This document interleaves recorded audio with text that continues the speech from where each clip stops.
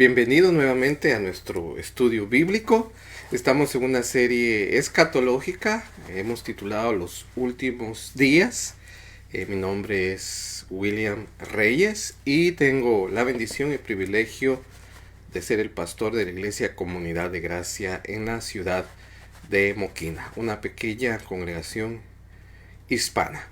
Y ahora, como todas las demás iglesias, que no nos podemos reunir físicamente, entonces estamos haciendo este esfuerzo de hacer estas transmisiones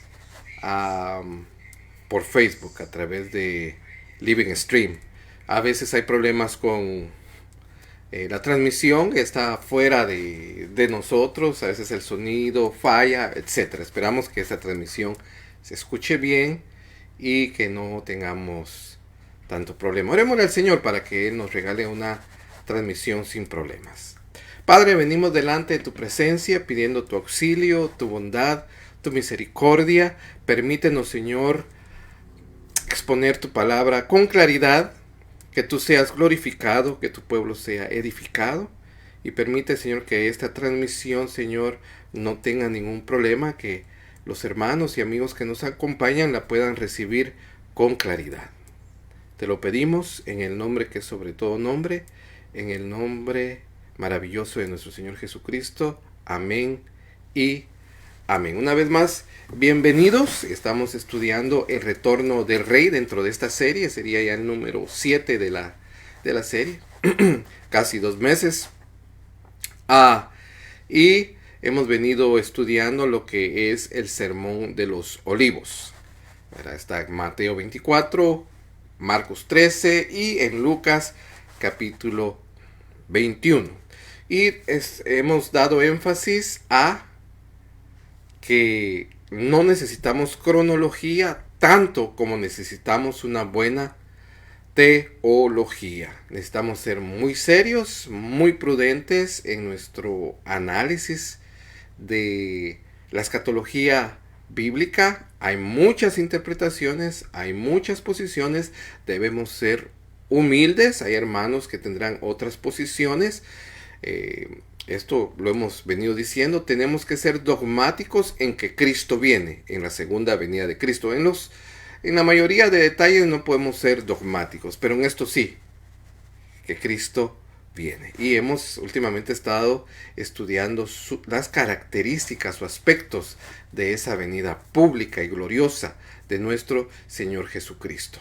Entonces, no hay ninguna interpretación infalible, ¿verdad? Muchos vienen serios en el estudio. Bueno, hay mentes calenturientas que empiezan a decir un montón de cosas sin sentido, fuera de contexto, etc. No, pero hay estudios serios, personas serias que se han dedicado o se dedican a estudiar la palabra, que han llegado a sus conclusiones, a su interpretación, y es de respetar sus interpretaciones, sabiendo que no hay ninguna interpretación que sea infalible, especialmente en cuanto a lo escatológico.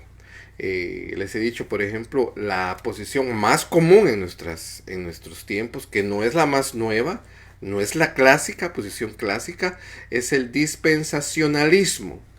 Y el dispensacionalismo es aquella línea cronológica que nos da evento por evento y los tiempos, y su énfasis es la cronología de los eventos. Y les decía yo que recordemos que eso no es la Biblia, que eso es una posición o una interpretación solamente. Y recuerden, nuevamente le digo, no hay una interpretación que sea infalible. Lo que nosotros debemos es hacer un esfuerzo de ser los más bíblicos posible, lo más prudentes posibles, evitar toda especulación, evitar la cronología a la manera en que podamos, porque por ahí ha sido el error de muchos. Nadie sabe la hora, ni el día, ni los ángeles, ni el Hijo, sino solo mi Padre que está en los cielos. Solo el Padre conoce exactamente la hora y el día. Cristo puede regresar hoy en la noche, mañana, en una semana, en un mes, en un año, en 10 años o en 1000 años. Cristo puede regresar en cualquier momento. No podemos nosotros estar dando fechas o estableciendo fechas. Lo importante es que que digamos como en el libro de Apocalipsis, el Espíritu y la Iglesia dicen, ven Señor Jesús. Que amemos la venida del Señor, que anhelemos la venida del Señor, que nos guardemos para esa venida del Señor, que no seamos sorprendidos, sea que vivamos, que seamos esa generación bendita que va a experimentar ese evento que va a ser maravilloso, único en la historia, la segunda venida, el retorno del Rey, la venida pública de nuestro Señor Jesucristo en poder y gloria, tomando a los suyos, resucitando primero a los creyentes que murieron en Él, que murieron en la fe de Cristo, y luego los que estén vivos de esa generación serán levantados y transformados, y juntamente con Cristo en las nubes, entonces vendrán, y Cristo vendrá a tomar posesión de lo que justamente le pertenece, que es el reino. Bueno, entonces yo lo voy a estar poniendo ahí en pantalla y vamos a ir platicando, retomando un poquito donde nos quedamos y vamos a avanzar otro poquito más. ¿Okay? No me interesa correr, tenemos suficiente tiempo hasta que Cristo venga o hasta que muramos para estudiar la palabra del Señor, y siempre estamos aprendiendo algo nuevo, recordando algo, retomando algo, y otras veces hasta corrigiendo nuestras posiciones. No hay peor orgullo que el orgullo espiritual y pensar que nuestra posición es infalible, ¿verdad? Puede ser que con el tiempo tengamos que corregirla cuando el Señor nos dé más entendimiento, o quizás el Señor use a un hermano para enseñarnos o incluso para corregirnos. Amén. Así que le voy a pedir toda su atención, todo su entusiasmo. Lo ideal sería que usted estuviera en la sala de la casa con familia, papá, mamá e hijos viendo este estudio escatológico, pero si está ahí también en su habitación, en su cama, cómodamente, no se quede dormido, no se quede dormida, ¿ok? Póngame atención, por favor. Aprendamos juntos. Ahora en pantalla le aparece a usted, pues el tema es el retorno del Rey, y es parte de esta serie escatológica. Los últimos días sería el número 7. Hemos visto la base bíblica, es el sermón de los olivos, Mateo 24, Marcos 13, Lucas 21, y en el sermón de los olivos está dividido en dos partes muy importantes, y es muy importante que las distingamos. Y una es la destrucción del templo, la primera parte. La segunda es el retorno de Cristo. Nuevamente, el sermón del monte, que lo encontramos tanto en Mateo, Marcos y Lucas, está dividido en dos partes. La primera parte, el Señor cubre lo que es la destrucción del templo, lo cual miramos a detalle dentro del contexto histórico, ¿verdad? Cómo casa y cómo es precisa la predicción del Señor Jesucristo respecto a la destrucción del templo de Jerusalén y de la nación judía. Y luego la segunda parte, que es en la que estamos, es el retorno del Rey. Y para hablar del retorno del Rey, tenemos que hablar un poquito de reino, y empezamos a hablar un poquito de reino el último jueves que platicamos. Dijimos que el reino tiene a lo menos dos aspectos. El aspecto presente, que es misterioso, que es místico, pero real, es verdadero, no son nubes, no son humo, sino es personal, es en el corazón de cada aquel que ha recibido a Cristo como su Señor y como su Salvador. Le quiero hacer aquí un paréntesis de que muchos quieren a Cristo Salvador, pero no quieren a Cristo Señor, o sea, no quieren someterse al señorío de Cristo. Pero Cristo primero Señor y después es Salvador. Y no podemos tener a uno y no al otro. Tiene que ser nuestro Señor, o sea, tenemos que rendirnos al señorío de Cristo, ya no vivir bajo nuestra voluntad, sino bajo la voluntad del Rey.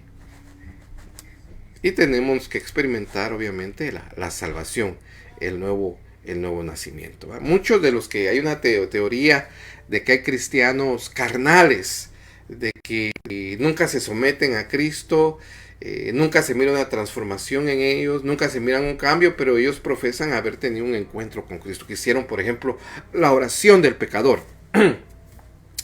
Pero no se nota el señorío de Cristo en ellos. Lo más probable es que solo hicieron una oración, solo, como dice una canción, tuvieron una experiencia religiosa, pero no una experiencia verdadera, no un verdadero cambio de corazón, porque lo que Cristo hace es cambiar nuestro corazón, y entonces nos rendimos a su señorío y ya le vemos y le experimentamos como el Señor de nuestras vidas y como nuestro Salvador. Prosigamos ahí en pantalla ahora, por favor. Ahora va a ver usted ahí de lo que le estaba diciendo, el reino.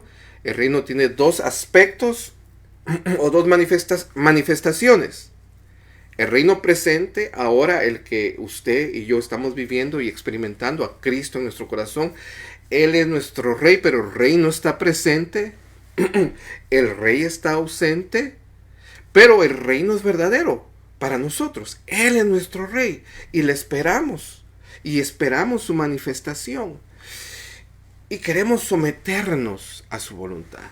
Y como nos enseñó el Señor Jesús, a qué oración modelo: Padre nuestro que estás en los cielos, santificado sea tu nombre, hágase su voluntad en la tierra, así como en el cielo. Ese hágase tu voluntad en la tierra es el reino ahora, que es de una manera personal. Entonces, nuevamente, el reino tiene dos aspectos o dos manifestaciones: el reino presente, el reino de ahora, y el reino futuro. Ahora, el reino presente, místico, es misterioso. Ahí tiene usted una cita, Mateo 13, 10 y 11. Entonces, acercándose los discípulos, le dijeron: ¿por qué les hablas en parábolas? Él respondiendo les dijo: porque a vosotros os es dado saber los misterios del reino de los cielos. Por eso decimos que es un reino misterioso, un reino místico, un reino que no es evidente a todos, un reino que se tiene que revelar, que es Dios el que revela y el que abre los corazones y los ojos del hombre, de la mujer, para que lo vea. Entonces este reino no es un reino evidente para todos, porque es misterioso. Y por esa misma razón fue que el Señor lo explica en Mateo 13 con una serie de parábolas. Explica cuál es la naturaleza de este reino místico, de este reino misterioso, que es real, pero que no es evidente para todos, que para muchos es un misterio. Muchos no ven este reino.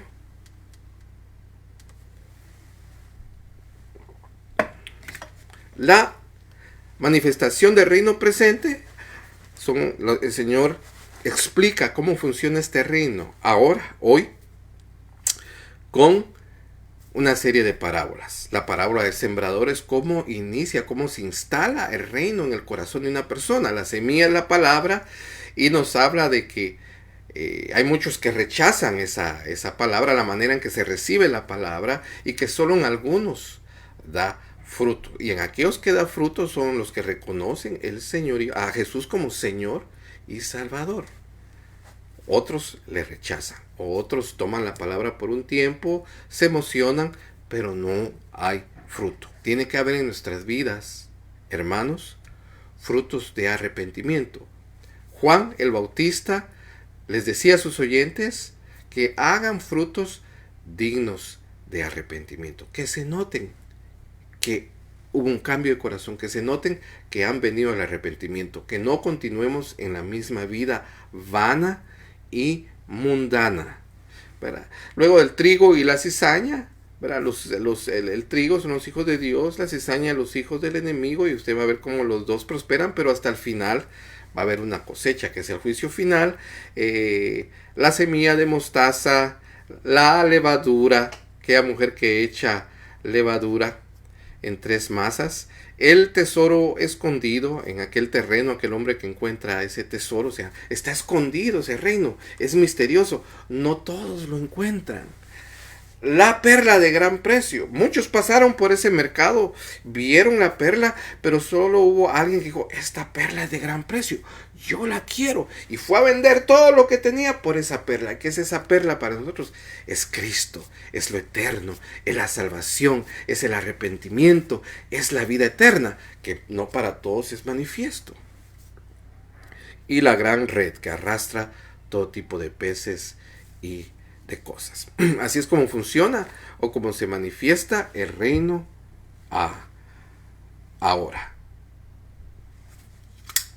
Les decía que hay una posición teológica que en algunos lugares es muy fuerte, que es el reino hoy. Pero entienden el reino hoy, que el reino hoy es físico y que nosotros como creyentes tenemos el trabajo de manifestar ese reino físico, que nosotros debemos tomar las posiciones de influencia de la televisión, de la media, de educación y del gobierno, y así propiciar los cambios para que el reino de Cristo sea manifiesto. Esta lamentablemente, le digo, en algunos lugares es muy fuerte, se predica, se enseña, pero la Biblia no enseña eso, sino la Biblia enseña dos aspectos del reino. Uno presente y un aspecto que es futuro. Y en el reino presente es en el que estamos ahora, que no miramos al rey, que el rey no es manifiesto físicamente, pero sin haberle visto somos más bienaventurados, porque sin ver hemos creído. Bueno, entonces sigamos hablando sobre el reino futuro. Le tengo también ahí algo en pantalla. Vamos a ver si escojo la correcta y si no lo corrijo. Ahí.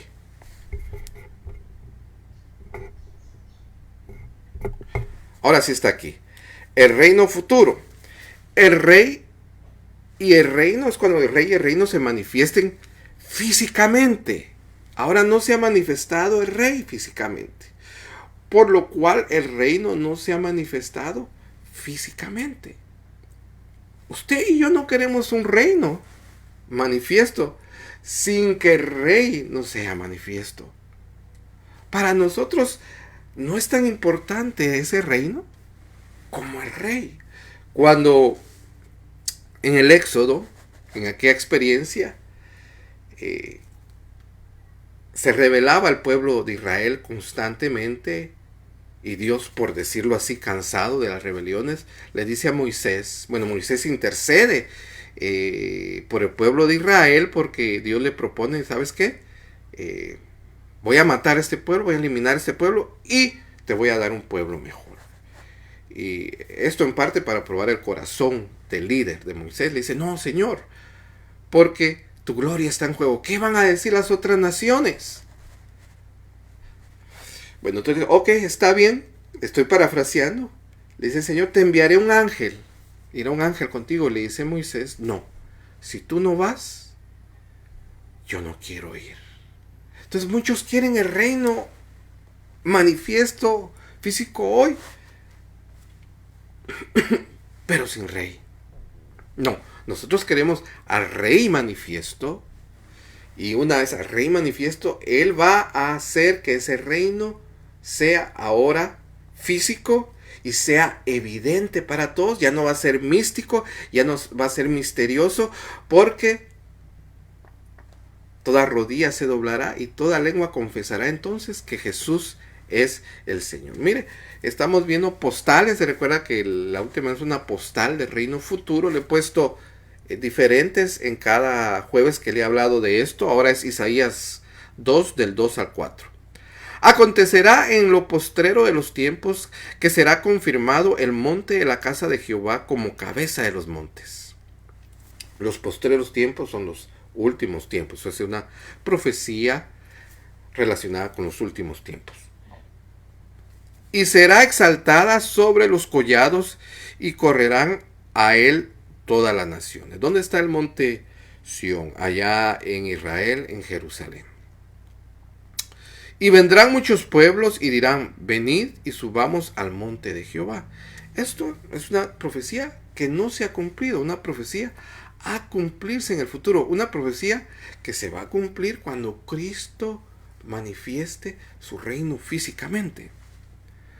A la casa de Dios de Jacob y nos enseñará sus caminos y caminaremos por sus sendas. O sea, todas las naciones van a buscar del Señor y a Jerusalén, el monte Sión, será cabecera de todas las naciones.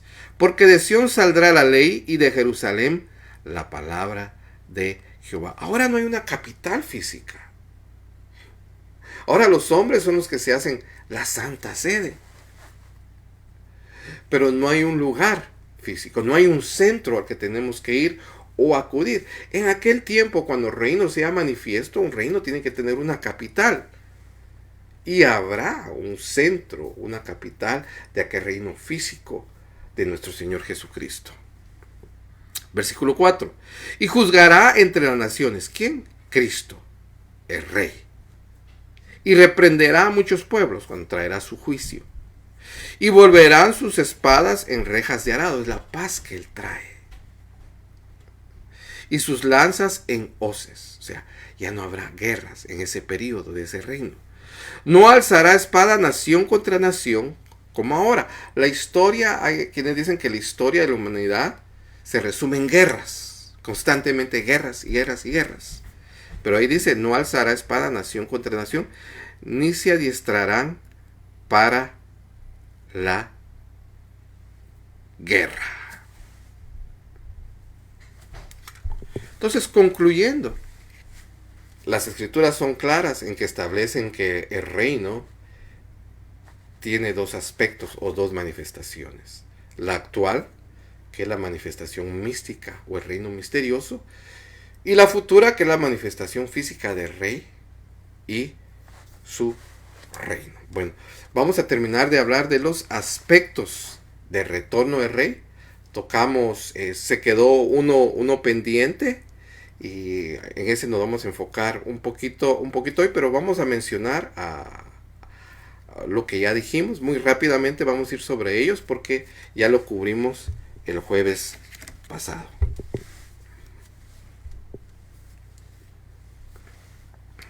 El retorno del rey, lo tienen en pantalla, características o aspectos de ese retorno del rey, que es muy importante porque él nos advierte, les advirtió a aquellos discípulos, y es para nosotros, que muchos vendrían en su nombre, ¿verdad?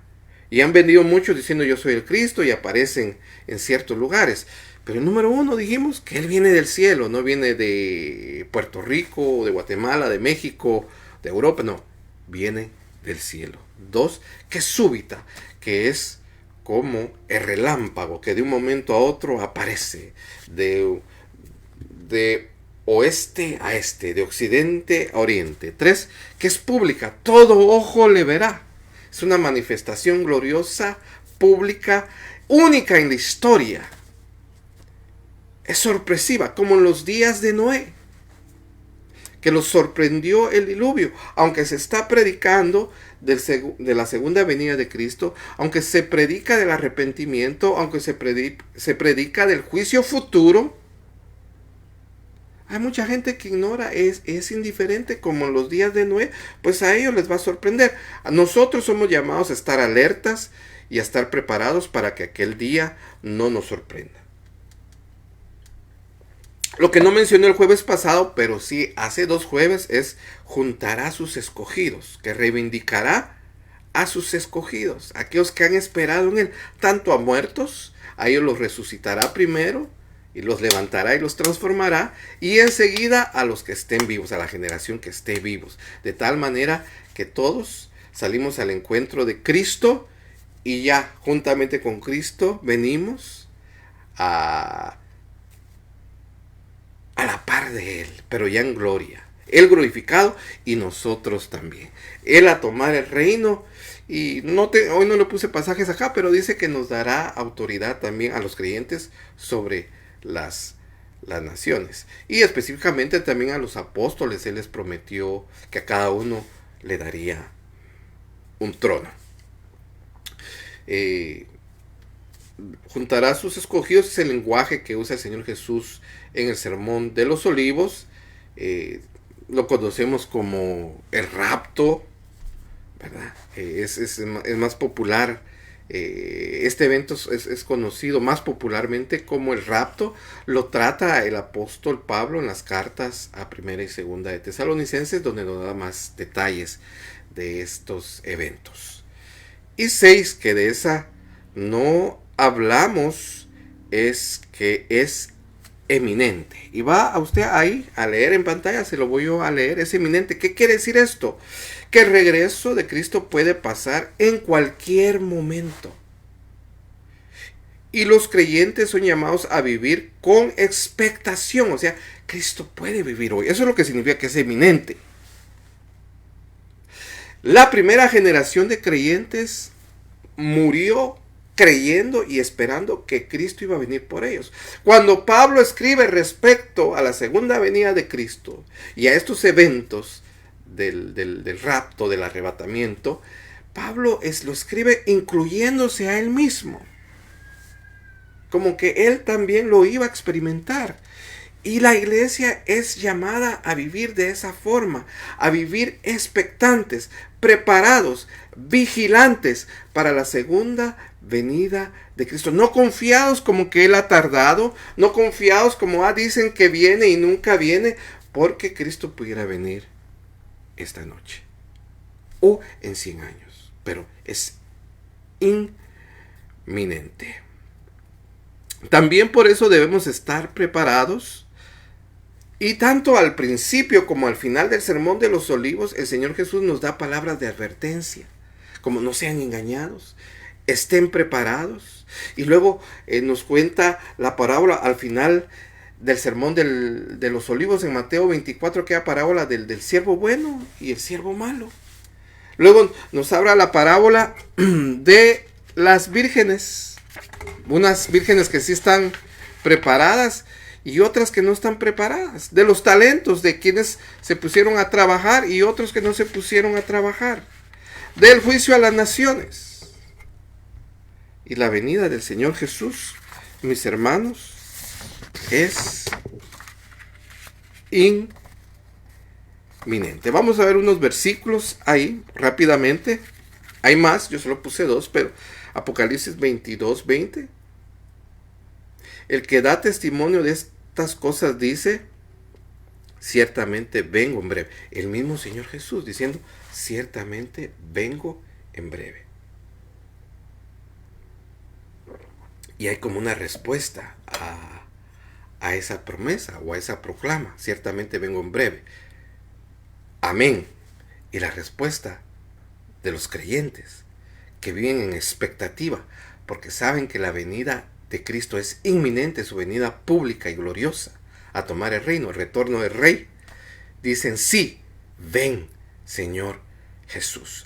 De nada nos sirve, hermano, esta serie y saber mucho, llegar a conclusión y saber escatología, teología, si esto no produce un cambio en nuestra manera de vivir.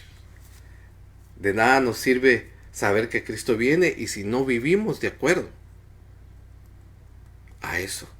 De nada nos sirve saber estas cosas si no vivimos una vida de santidad. Recuérdese que sin santidad nadie verá al Señor. Hebreos 10:37, ahí lo tiene en pantalla, porque aún un poquito y el que ha de venir vendrá y no tardará. La pregunta es, ¿lo esperamos así nosotros? ¿Cómo estamos esperando al Señor? ¿Cómo estamos nosotros usando nuestro tiempo? ¿De qué manera nos estamos preparando? Le decía yo la última vez que cuando uno sabe que tiene un viaje, uno se prepara con tiempo. O cuando uno va a recibir una visita, uno se esmera más. Es alguien muy querido, alguien muy estimado. Uno prepara la comida, se esmera en prepararle la comida, en tener la casa limpia, bonita, con buen olor. Se limpian los baños, la cocina, la sala, todo porque esa visita, sabemos que nos vienen a visitar. Y queremos que esa visita no solo se lleve una buena impresión, pero porque le estimamos, porque le amamos, nos preparamos para esa visita. Y un día Cristo viene y nos va a visitar.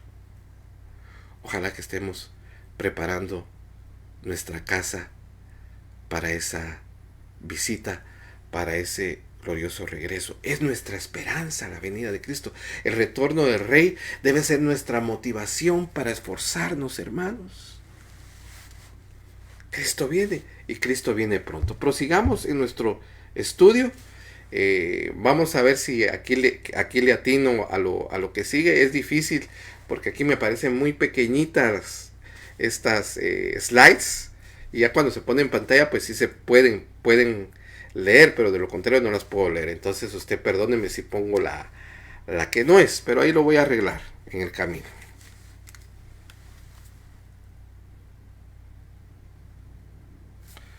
Bueno, estamos acá. Y quiero yo hablarle, bueno, terminamos de ver, ¿verdad? Las características o ciertos aspectos que podemos ver en el Sermón del Monte y específicamente en Mateo 24 sobre el retorno de nuestro Señor Jesucristo. Pero hay una palabra que él usa, una expresión que dice la venida del Hijo del Hombre, como yo titulé esta slide, ¿verdad?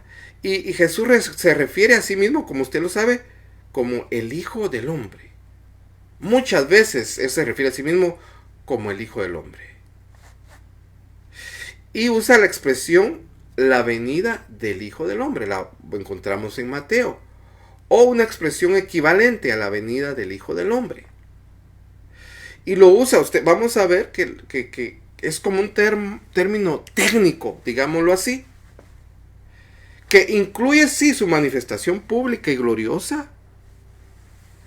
Pero es un poquito más que eso. Cuando el Señor Jesús usa esta expresión, la venida del Hijo del Hombre, miremos realmente a qué se está refiriendo. Primero le puse yo ahí Daniel 7, 13 y 14. Es por qué usa el Señor Jesús este título, el Hijo del Hombre. Está ahí, Daniel 7, 13 y 14. Miraba yo en la visión de la noche, y he aquí, con las nubes del cielo, venía uno como un hijo de hombre, que vino hasta el anciano de días, y le hicieron acercarse delante de él, y le fue dado dominio, gloria, reino, para que todos los pueblos, naciones y lenguas le sirvieran. Su dominio es dominio eterno, que nunca pasará, y su reino, uno que no será destruido. Entonces, cuando el Señor Jesús se refiere a sí mismo como el Hijo del Hombre, es porque se está refiriendo, se está identificando con el personaje de Daniel capítulo 7, aquel que se acerca al anciano de días, y el anciano de días le da el gobierno, le da el reino para que le sirvan todos los habitantes de la tierra. Es un pasaje paralelo a Apocalipsis 5. Pero las imágenes son un poquito diferentes. Pero note usted el paralelismo. Aquí él recibe de un anciano de días la autoridad, el poder para ser servidos por todos los hombres. En Daniel es el Hijo del Hombre, pero allá en Apocalipsis 5 él es el cordero, es el león de la tribu de Judá y es el cordero inmolado. Y recibe el rollo de parte del anciano del trono, que es la autoridad, ese reino, es el título de propiedad del reino de la tierra y del universo. ¿Ve usted el paralelo entre estas dos citas bíblicas? La idea principal de ambas citas bíblicas es que Cristo ha recibido la autoridad. Cristo es aquel como hijo de hombre que se acerca al anciano de días a recibir la autoridad, el reino, que va a ser eterno para ser servido por los hombres. Y en Apocalipsis, aquel Hijo del Hombre ahora es el león de la tribu de Judá, que lo mira así Juan, y luego o en otra vista ya no lo mira como el león de la tribu de Judá, sino ahora lo mira como un cordero inmolado, que toma de la mano del que está sentado en el trono el libro o el rollo con aquellos 7 sellos, que es el título del reino. Entonces el Señor Jesús ya recibió esa autoridad, ya recibió ese reino, solo que ahora para nosotros es místico y es misterioso, pero en un momento cuando Él regrese será manifiesto y será físico. Prosigamos acá con esto. Nuevamente aquí para que mire Daniel 7, y le fue dado dominio, gloria y reino. Estoy en el 7:14, usted lo tiene en pantalla.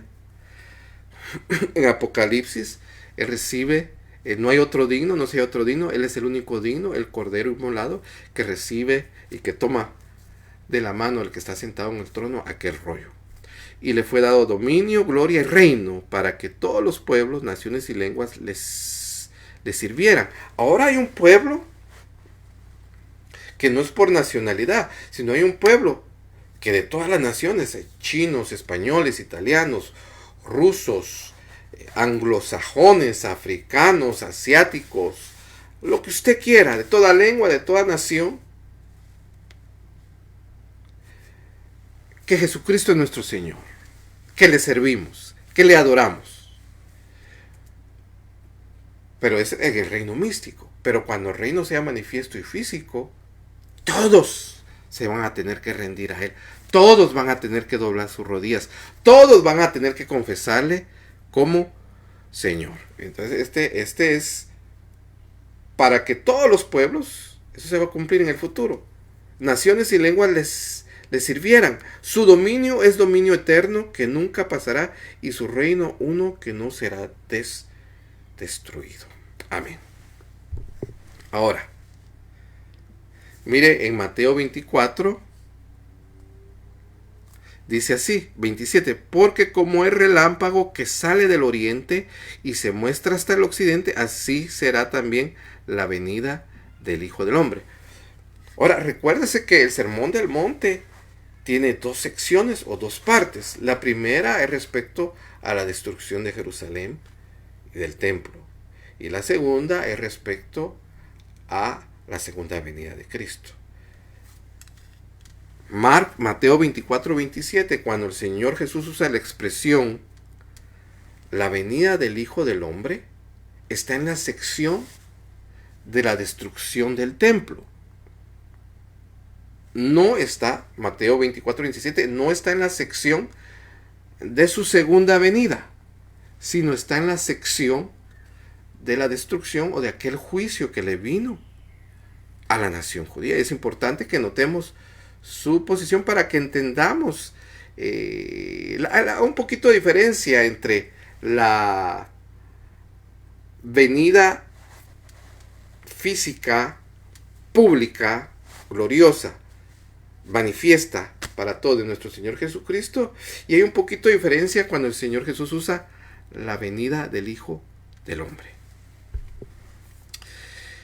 Miren, Mateo 10:23 es muy interesante. Platicábamos esto hace algunos días con el hermano Fernando. Dice así: cuando os persigan en esta ciudad, huid a la otra. Ahí lo tiene usted en pantalla, Mateo 10:23. Huid a la otra, porque de cierto os digo que no acabaréis de recorrer todas las ciudades de Israel antes que venga el Hijo del Hombre. ¿En qué contexto se da esta narración? Cuando el Señor Jesús nombra a sus 12 apóstoles y les envía a predicar y les delega autoridad y les dice que vayan a los pueblos a predicar, que prediquen el arrepentimiento, que anuncien que el reino de los cielos se ha acercado, que sanen enfermos y que liberen de demonios y que resuciten a los muertos. Esa es una autoridad apostólica. Fue para ellos. Ese es el contexto. Pero les dice, eso fue cuando Él los envió, como en una misión, tenían que regresar a Él, pero luego cuando el Señor Jesús asciende, se sabe que la iglesia se quedó con ese trabajo, empezaron a evangelizar, siguieron evangelizando a toda la nación judía, pero cuando dice el Señor Jesús en Mateo 10:23 que no acabarán de predicar antes que venga el Hijo del Hombre. No puede ser esa, venga el Hijo del Hombre, no puede ser su segunda venida pública. Porque ciertamente terminaron de predicar en las ciudades de Israel, pero hubo un evento que interrumpió esa evangelización, o un evento que interrumpió el ministerio de los apóstoles y de la iglesia. Y ese evento que el Señor de Jesús le llama la venida del Hijo del Hombre fue la destrucción de la nación judía. De otra manera no se puede entender Mateo 10:23. En otro contexto no se puede entender. Muchos han dicho, me contaba el hermano Fernando, que revisó algunos comentarios, que se puso ese texto ahí por error. Porque toman la venida del Hijo, o cuando venga el Hijo del Hombre, o la venida del Hijo del Hombre, lo toman como igual su segunda venida pública. Y no, precisamente, no siempre que el Señor usa el término la venida del Hijo del Hombre, o que venga el Hijo del Hombre, no precisamente se está refiriendo a su segunda venida pública. Cada vez que el Señor usa el término la venida del Hijo del Hombre, siempre está asociado a un juicio. De tal manera que podemos concluir que cada vez que el Señor Jesús usa la expresión la venida del Hijo del Hombre, implica los juicios de Cristo sobre el hombre. De tal manera como aquel juicio en el año 70 que destruyó por completo el templo, el sistema sacerdotal, el sistema del Antiguo Testamento, y terminó por completo la edad de los judíos. Y se inició una nueva edad en la redención de Dios. Y a ese evento el Señor Jesús le dice la venida del Hijo del Hombre. Prosigamos, le tengo ahí un poquito más de slides.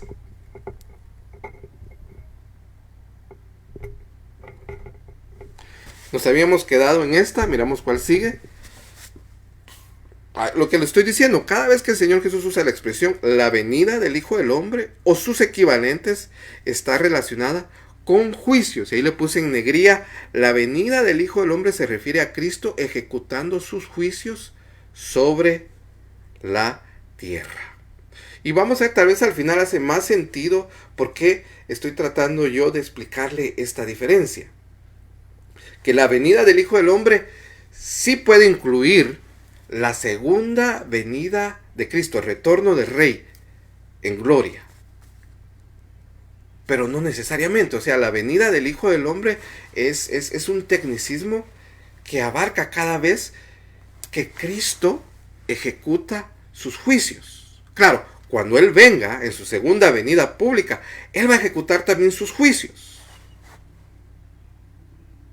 Pero esa venida va a ser pública. Pero otras veces, cuando no es su venida pública y cuando el Señor Jesús ha ejecutado sus juicios, el Señor Jesús, si quiere usted llamarlo así, usa este tecnicismo y le llama la venida del Hijo del Hombre. Estoy siendo bastante repetitivo. Espero que con la ayuda del Señor sea claro, de poderle explicar a usted la diferencia de la venida del Hijo del Hombre, que sí puede incluir la segunda venida de Cristo, pero no siempre se refiere a la segunda venida de Cristo. Más bien, siempre está relacionado con los juicios que ejecuta el Señor Jesús sobre los hombres. Siempre que usted va a encontrar la expresión la venida del Hijo del Hombre o algún equivalente, va a ver usted que está relacionado con sus juicios. Y a veces nosotros tenemos la idea que Jesús solo está a la diestra del Padre, solo está intercediendo por nosotros y que no hace nada más.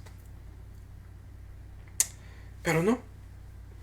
El Señor Jesús ha estado ejecutando sus juicios como el Cristo de Dios. Su pueblo le rechazó, a los suyos vino, los suyos no le recibieron. Su pueblo lo entregaron a los romanos, lo ejecutaron, lo crucificaron y como nación lo rechazaron. Cuando uno estudia la vida de Cristo vemos su rechazo desde su nacimiento hasta su muerte. Rechazaron su ministerio, lo asociaron con Beelzebú, lo humillaron, lo acusaron injustamente y por rechazar a su rey les vino un juicio tremendo en el año 70. Ese juicio el Señor Jesús lo llama la venida del Hijo del Hombre. Entonces podemos concluir que cada vez que el Señor habla en estos términos, la venida del Hijo del Hombre, está hablando de Cristo ejecutando sus juicios sobre la tierra.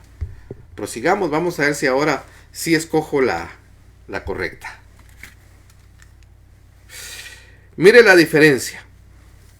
En Mateo 24:30, que ya es parte de la segunda sección del retorno físico de Cristo, y los paralelos que serían Mateo 13:26 y Lucas 21:22, todos estos tres pasajes son parte de la segunda sección del Sermón del Monte, y recuérdense que la segunda sección es respecto al retorno público y glorioso de nuestro Señor Jesucristo.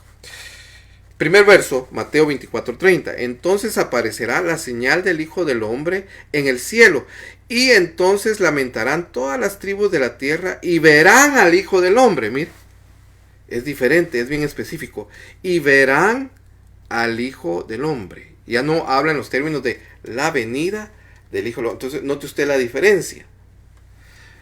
Los pasajes paralelos, igual, Marcos 13:26, entonces verán al Hijo del Hombre, que vendrá en las nubes con gran poder y gloria. O sea, el Señor usa otro lenguaje para identificar su venida pública, de la cual dimos ya características. Solo estamos ahora viendo la diferencia entre su venida pública, el lenguaje que el Señor está usando, por ejemplo, Lucas 21:27 también, entonces verán al Hijo del Hombre.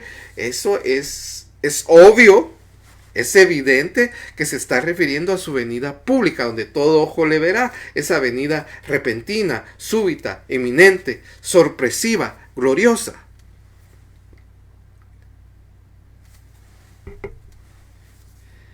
Entonces ahí tiene usted la diferencia. Verán al Hijo del Hombre se refiere al regreso público de Cristo, al evento que conocemos como la segunda venida de Cristo. Es el nombre más popular con que nosotros conocemos, ¿verdad? El advenimiento de Cristo, el segundo advenimiento de Cristo, su segunda venida.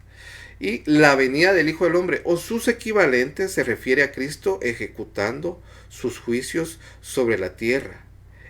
Incluye su manifestación pública, porque cuando venga Él, también traerá juicio, salvación y gloria para unos, pero juicio para otros. Mire acá,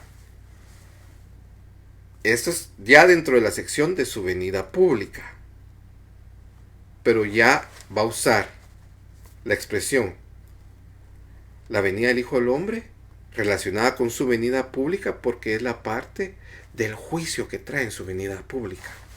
Mateo 24, 37, 39.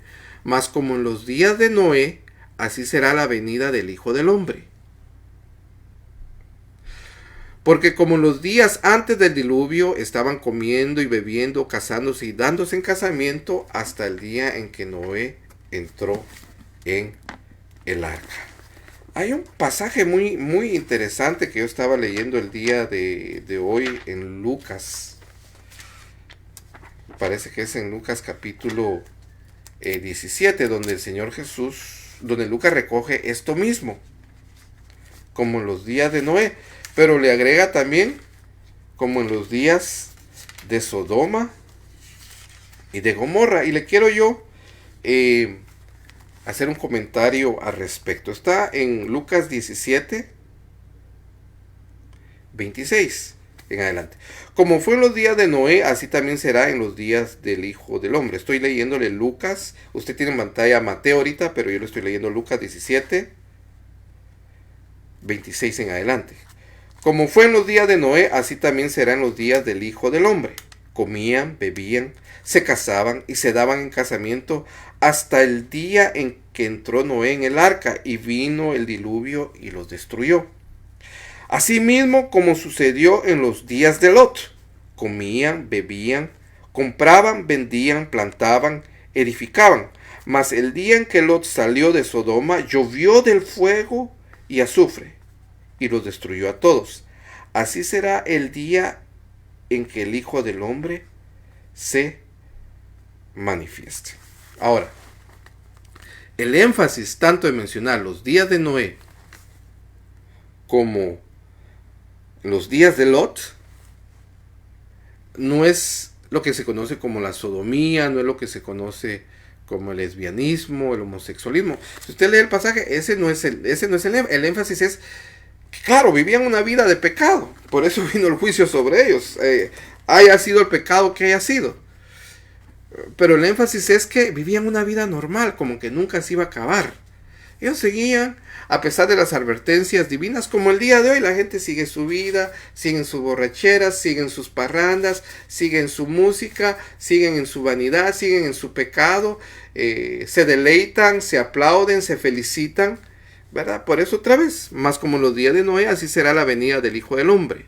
Oiga, aquí usa la venida del Hijo del Hombre. ¿Por qué? Porque como los días de Noé, habrá un juicio en la venida del Hijo del Hombre. Y esta venida del Hijo del Hombre está conectada con, y verán al Hijo del Hombre, con su venida pública.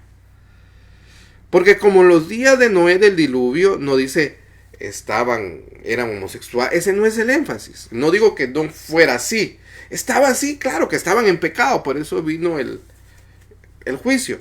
Pero el énfasis es que seguían viviendo la vida loca, pues. Comiendo, vivían su vida natural. Y bebiendo, no tomaban a Dios en cuenta en nada. Se casaban, hacían planes para el futuro y dándose en casamiento hasta el día en que Noé entró. Ahí todo cambió. Cuando Cristo venga, entonces ahí todo va a cambiar.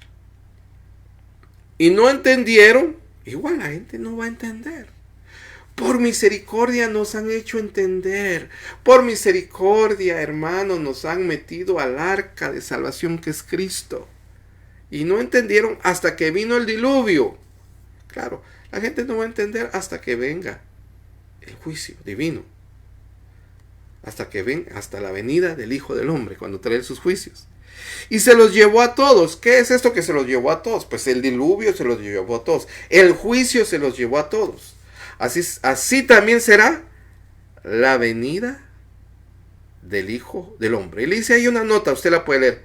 Es con relación a su segunda venida, con su juicio para el mundo, así como el diluvio trajo destrucción, como en los días de Noé. Será algo terrible. Prosigamos. Estos son pasajes que nos hablan que a Cristo ya se le dio la autoridad, porque a veces miramos como algo futuro y no hemos mirado que Cristo está ejecutando desde ya sus juicios. Y por eso es tan importante que entendamos que la destrucción de Jerusalén en el año 70, la destrucción del templo de la nación judía, fue un juicio. Y esa nación todavía está en juicio. Y en un momento Dios va a empezar otra vez un trato con ellos. Pero al final, el pueblo elegido de Dios hoy no es el judío biológicamente, sino el pueblo elegido de hoy es aquel que Cristo ha comprado con su sangre, aquel que es parte de la iglesia de Jesucristo, sea judío, sea gentil, sea ruso, sea africano, sea guatemalteco, sea mexicano, sea hondureño, sea blanco, negro, café, rojo. Los que estamos con Cristo, su iglesia, ahora nosotros somos el pueblo escogido. El Israel espiritual somos nosotros. Bueno, ahí está en su pantalla Juan 5:27, y también le dio autoridad de hacer juicio por cuanto es el Hijo del Hombre. ¿Quién es el que tiene autoridad para hacer juicio? El Hijo del Hombre. ¿Quién es el Hijo del Hombre? Nuestro Señor Jesucristo. Mateo 28:18, del labio de nuestro Señor Jesucristo les dice a sus discípulos, y Jesús se acercó y les habló diciendo, toda potestad me es dada en el cielo y en la tierra. ¿Qué es toda potestad?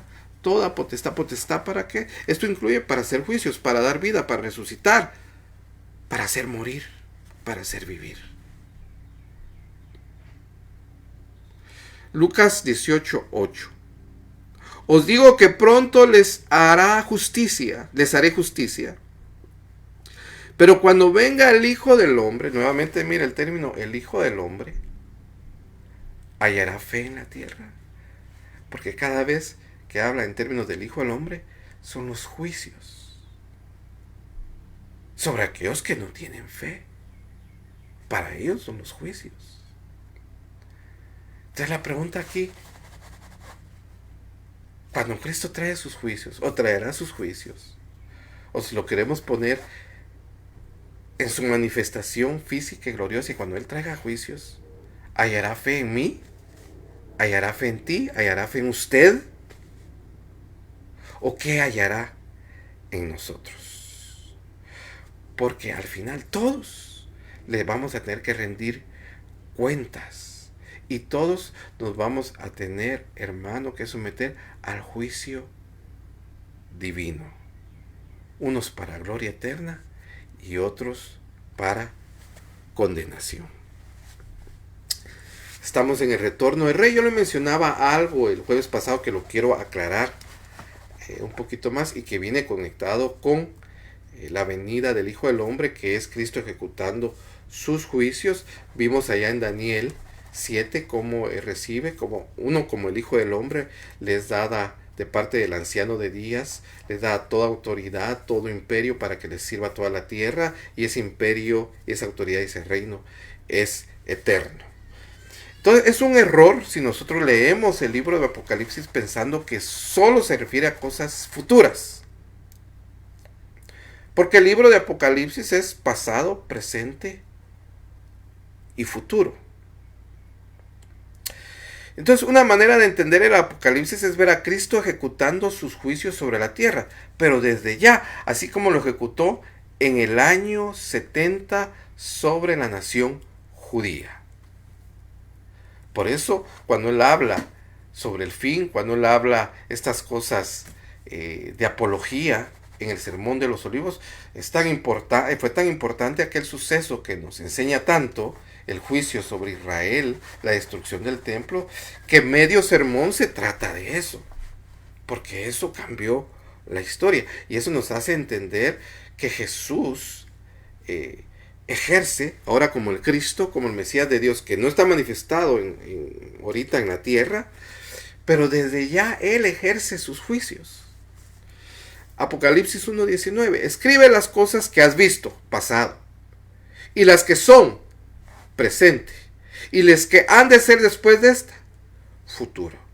O sea, el libro de Apocalipsis tiene tres aspectos: pasado, presente y el aspecto futuro. Y vamos a terminar.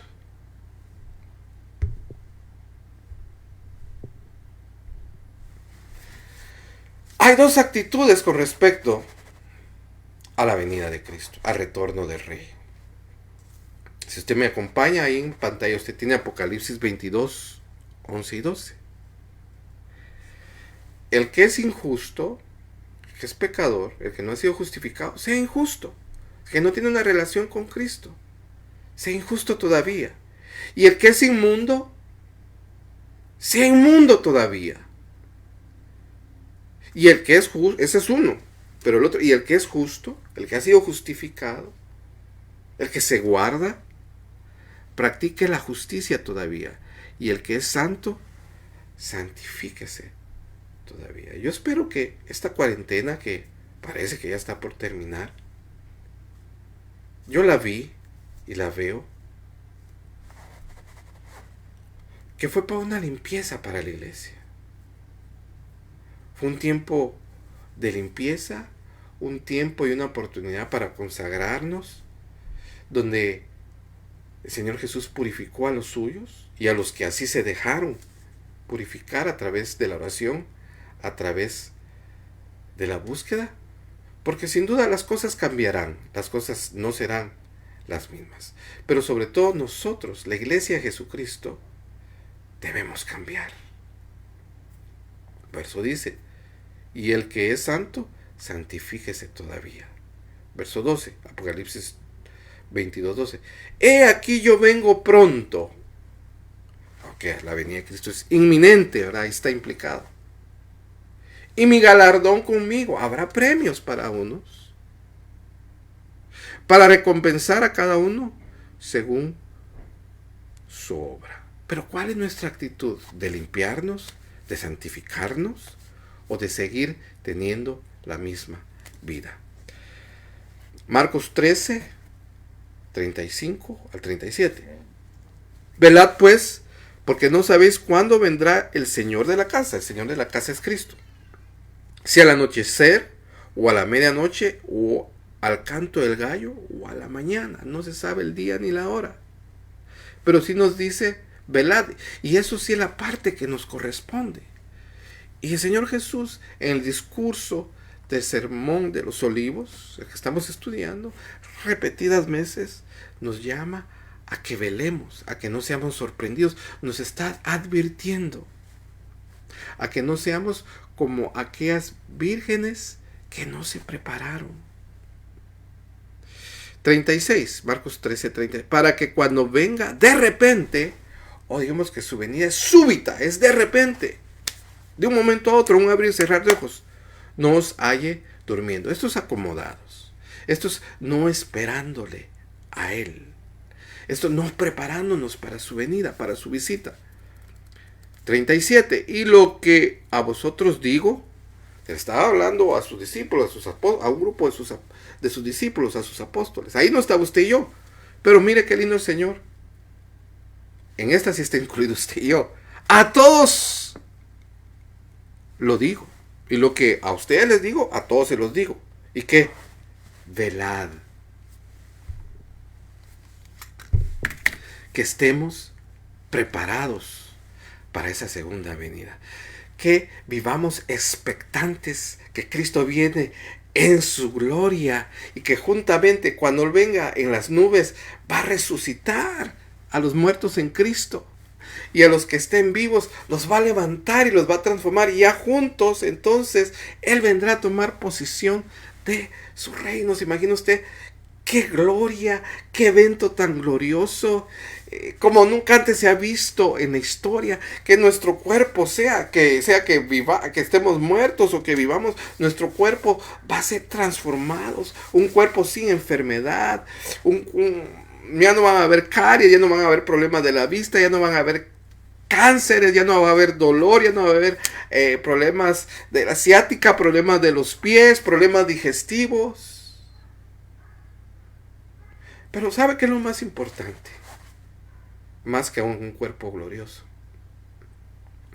es que vamos a estar siempre con Cristo. Y esa es la satisfacción más grande que el hombre y la mujer puede tener en su alma, en su corazón. La relación con Cristo. Al que no miramos ahora, lo vamos a ver. Y glorioso. Apenas si nos podemos imaginar estos eventos gloriosos. Vamos a despedirnos. Y vamos a orar y pedirle al Señor que no seamos solo oidores olvidadizos. Que no sea solo un cosquillero en nuestro oído porque esto nos parece interesante. Y ojalá que sí nos parezca interesante, pero que tenga un efecto en nuestra vida. Le invito a orar conmigo ahí, en su casa, en su habitación, en su sala, en donde usted se encuentre. Padre, te damos gracias por tu palabra. Te damos gracias por el entendimiento que nos das. Pero en tu gran amor, Señor Jesús, tú nos adviertes para que no seamos sorprendidos, para que ese día para nosotros no sea un día de juicio, sino un día de bendición. Ayúdanos a ser